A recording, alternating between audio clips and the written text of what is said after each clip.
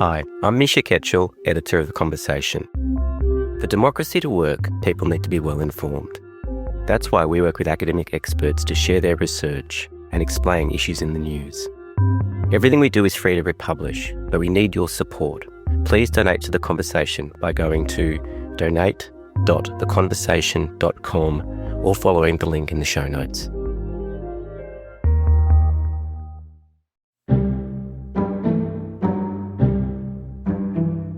From The Conversation, this is Politics with Michelle Grattan.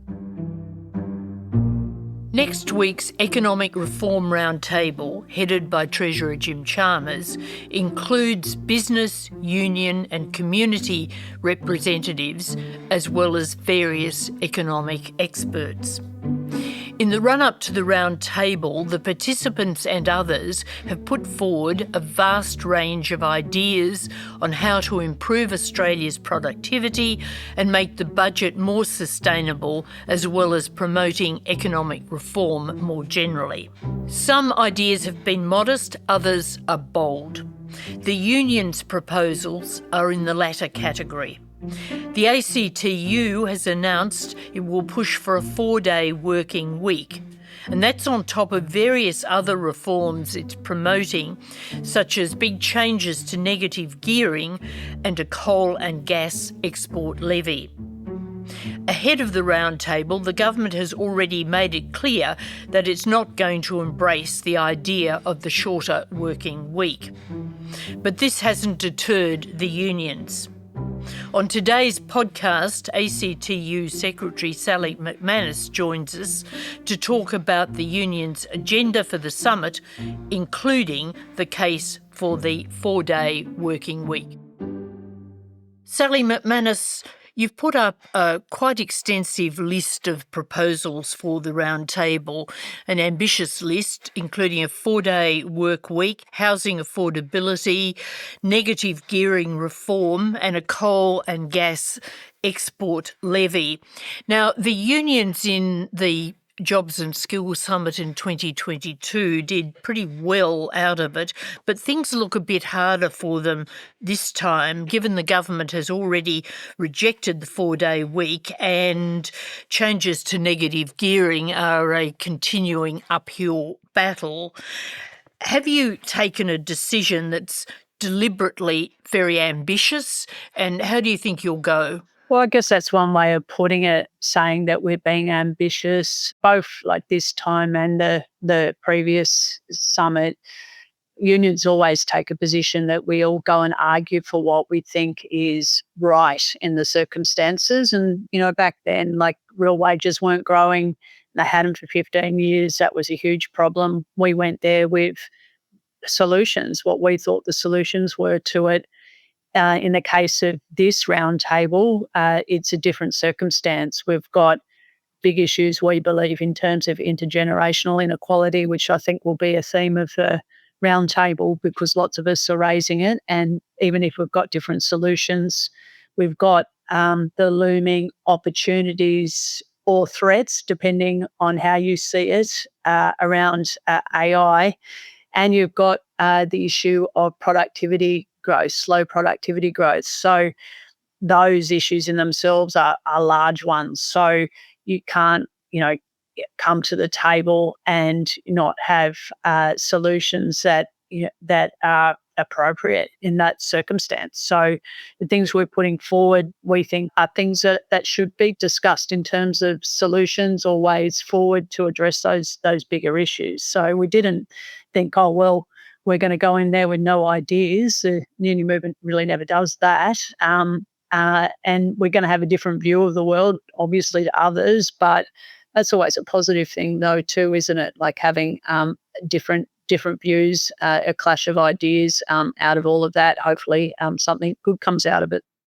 Do you see the 4-day week proposal as an early step on a long union campaign rather than something that you expected to get a positive reception for, because you've already got a negative reception from the government and the employers? But are you playing a longer game here? Yeah, we are. To be clear, we weren't asking for a change to the workplace laws for the government to do something. We were raising this in the context of a discussion both around productivity and around AI as a important part of the distribution of the benefits of productivity growth, or for that matter, productivity growth out of less jobs out of AI. So that's context we're raising this particular issue. And it's not as if it's a new idea, or shorter working hours is a new idea. And it's not as if it's actually happening. Like, that debate is happening, but it's actually happening in a real way. Like, unions are out in lots of industries arguing for shorter working hours as we speak. So we're going to continue to do that after the round table and into the future. Do you see potential areas for the unions and business to agree at this roundtable? I'd really hope that there would be broad agreement, even if there's not agreement on the solutions around the need for us to address intergenerational inequality. I really hope that that will be the case. And it's also, I think, fairly obvious the ways that should be addressed. Business may not agree with us on or maybe they do actually. I shouldn't verbal them on real wage growth, like the need for that. Then there's the issue of housing affordability, which is such a huge issue. It's a key element of that inequality. Even if business don't agree that with the solutions we've put up, there'd be like levels of where they would in terms of supply and how we go about supporting new industries like modular housing, and around perhaps looking at ways to speeding up approvals as well. And then there's, of course, the other tax measures we were raising as well. So these that general area, hopefully there can be an agreement that we need to move forward. Then on a more granular level, I think in the area of skills, there's always actually been a strong common interest between employer organisations and unions around the need to be investing more in skills. Having said that, it's one of the reasons why we've got a productivity problem, is that businesses themselves have not invested in this, and they've sort of left it to government. There's that, but everyone can see the big problems we've got in terms of, for example, apprentices not finishing their apprenticeships. There's a 50% dropout rate. So where is the pipeline of, new tradies coming through that we really need? So there's shared problems, and I think that, there's possibility for agreement. We're open to discussions around faster approvals. We want to see the energy transition happen. We want to see it happen quickly. We want to make sure, though, that there's good jobs created out of that. You've got to maintain a social license for the transition, especially if you're going to want to speed it up. Same too around housing. On this whole question of cutting red tape, which the Treasurer is very focused on, how do you balance that with ensuring that high standards are maintained, whether they're health standards, safety standards, environmental standards, qualification standards, whatever?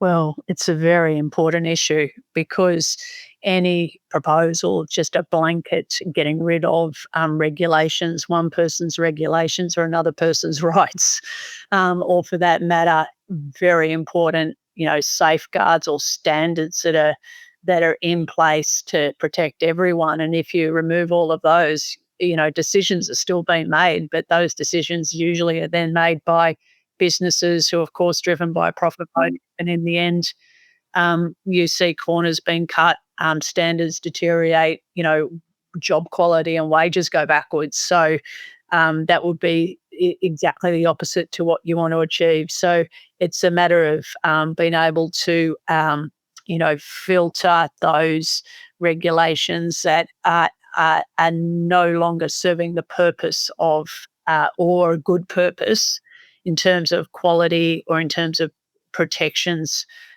from those that are, and that we would never support getting rid of a whole lot of key protections, rights of First Nations peoples as well. Like, we would never do that. Having said that, it's always very useful to be looking at what can be removed because they're now out of date and really just getting in the way. And also, there's a context to all this. Like, there's an urgent need to transition in terms of the energy transition.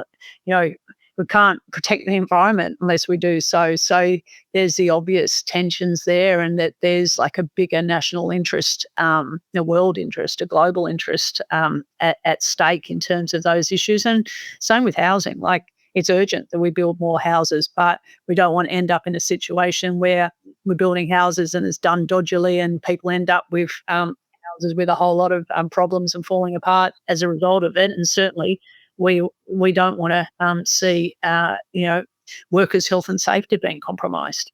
Let's delve into AI, which is the issue of the moment. Most people agree that it needs to be regulated in some form, but there's obviously a spectrum when it comes to people arguing about the degree of regulation that's needed. Jim Chalmers seems to want a light touch regulation. The union movement seems to feel that there should be more thorough regulation. Could you just spell out your position? And do you think there should be overarching new federal legislation, an AI Act, or do you think it's a matter of changing existing laws or tinkering with existing laws? Look, the reason why an overarching AI Act's been proposed is because the way AI is going to play out in our society and in our economy is across so many different areas. So, on one level, we might be talking about, the theft of the work of our creatives. On one hand, we're talking about potential job losses. On the other hand, we might be talking about, the use of AI, in areas like, child pornography, for example. So that the thought behind, overarching act is about encompassing all of that. And there's sort of one place where you're considering, the evolution or the advancement of AI and how it's playing out, and that there's like that framework that you've got for then responding to it, rather than a whole lot of, approaches in different acts. Having said that, in the end, we want the outcome, right? So not getting too hung up on the mechanism, and that if people don't think that mechanism's the best way, in the end, what matters is the outcome. For, in our case, what we're concerned about is obviously workers, and the issues we're concerned about is obviously job losses, the use of AI in terms of privacy and monitoring of workers and control, and about transparency, being open about how that's being used, which fits in with that issue I was raising. So as this progresses, you can see that companies are investing an enormous amount in AI, and that I think logically they're going to want a return on that investment. If that ends up meaning, as we're seeing in the US now, with a whole lot of firms just moving to sack workers in fairly brutal ways, that would be a terrible outcome. And I would say to business and even to the big tech companies, that's a terrible outcome for them too, if people have a low level of trust with AI. And that we want to see everyone benefit from new technology, not just the big tech companies that will certainly benefit. And I'm concerned that they like the fact that there's delay on any action in terms of what they're doing. So at the moment, obviously, they're hoovering up data, all of our data, and the work of a whole lot of people, and using it to train their models, which they are the ones that will then benefit from, not the rest of us. And that whilst there's not appropriate regulation, they're going to continue to do that and speed that up as much as they can. So we want to see employers, when they decide they're going to implement AI in a way that's going to make a big difference to workers' jobs, that they actually talk to the workers and come to an agreement with them around what it will mean for their job security and what it will mean for retraining and what it means in terms of their data and their privacy. And this is actually a very straightforward thing. You can imagine that a company decides that they're going to purchase or invest in AI software because they want to change the way that they are going to, for example, interact with their customers. They can foresee this might mean a whole lot of changes to certain jobs, or jobs would maybe disappear. That you just be upfront with your workers about this is what we're intending to do, and what it would mean for the workers is that, well, if there are redundancies, they'll be voluntary. In the meantime, we'll be training people up. There'll be those opportunities. And if you come to those agreements, you're going to have trust of your workforce, and then people won't resist using it because you take away their biggest concern. And of course, their biggest concern is their economic security.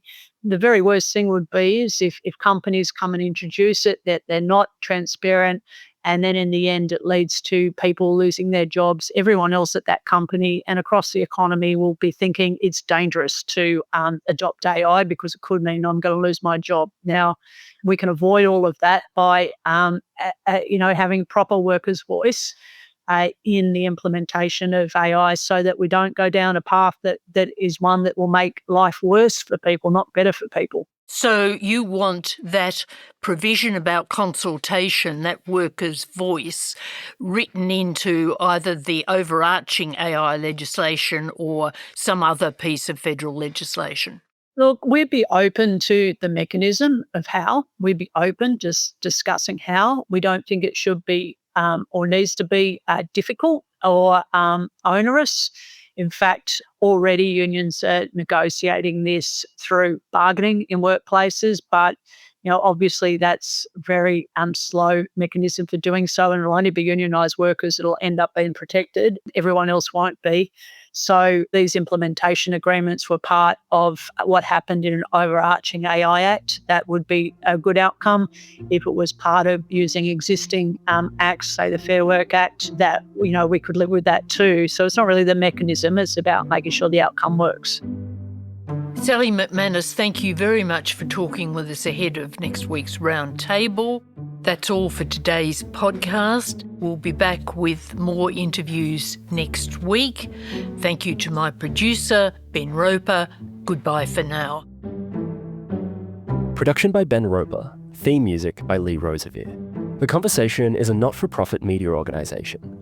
Sign up to our daily newsletter for evidence-based news and analysis, including articles from Michelle Grattan, or listen to more of our shows wherever you get your podcasts.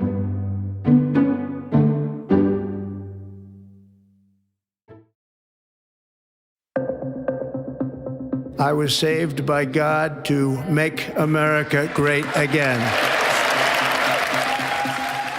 An autocrat loves a crisis. A crisis is the way that they mobilize their base. While America is under invasion from within, we're under invasion from within. He's testing the boundaries of what he can get away with. We should use some of these dangerous cities as training grounds for our military, National Guard, but military.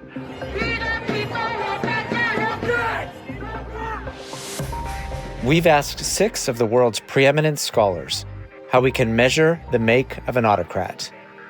It's a recipe of sorts, tried and tested by the most infamous leaders in history.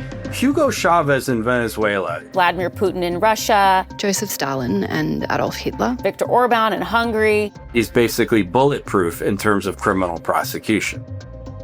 Join us from December 29 as we explore Trump, the making of an autocrat, from The Conversation.